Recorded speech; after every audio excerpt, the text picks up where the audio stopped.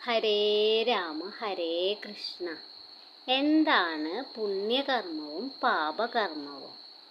നമ്മളെല്ലാവരുടെയും ധാരണ പുണ്യകർമ്മങ്ങൾ എന്ന കുറേ കർമ്മങ്ങളും പാപകർമ്മങ്ങൾ എന്ന കുറേ കർമ്മങ്ങളും ഉണ്ട് എന്നതാണ്. സത്യത്തിൽ നമ്മളൊരു കർമ്മം ചെയ്യുമ്പോൾ ആ സമയത്ത് നമ്മളിലുണ്ടാവുന്ന ഭാവനയ്ക്കനുസരിച്ചാണ് പുണ്യകർമ്മമെന്നും പാപകർമ്മമെന്നും വിലയിരുത്തുന്നത്.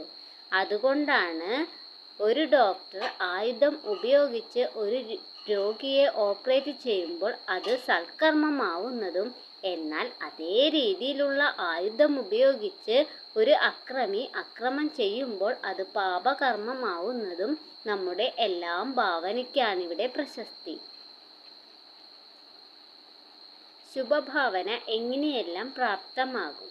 രാജയോഗ ശക്തിയാൽ നമ്മിലെ സംസ്കാര ശുദ്ധീകരണത്തിലൂടെ നമുക്കത് സ്വായത്തമാക്കാം. എല്ലാ മനുഷ്യരിലും അവരുടെ പാപപുണ്യ കർമ്മങ്ങൾ കൊണ്ടുണ്ടാകുന്ന സംസ്കാരവും നിലനിൽക്കുന്നത്. അതുകൊണ്ട് തന്നെ ആ സംസ്കാരത്തിന് ചഞ്ചലത അനുഭവപ്പെടാം.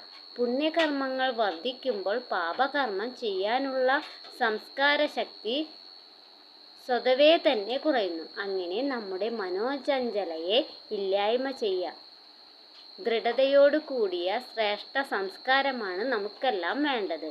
വെളിച്ചം വരുമ്പോൾ ഇരുട്ട് സ്വാഭാവികമായി തന്നെ അപ്രത്യക്ഷമാകുന്നത് പോലെ പുണ്യകർമ്മങ്ങളുടെ ശേഖരണം വർദ്ധിച്ചാൽ പാപകർമ്മം ചെയ്യുവാൻ കാരണമാകും.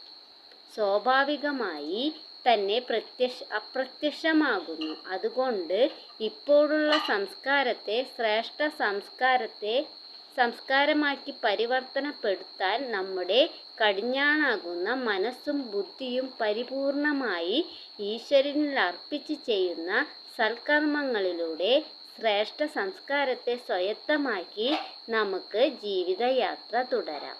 ഓം നമോ ഭഗവതേ വാസുദേവായ. സർവം കൃഷ്ണാർപ്പണമസ്തു.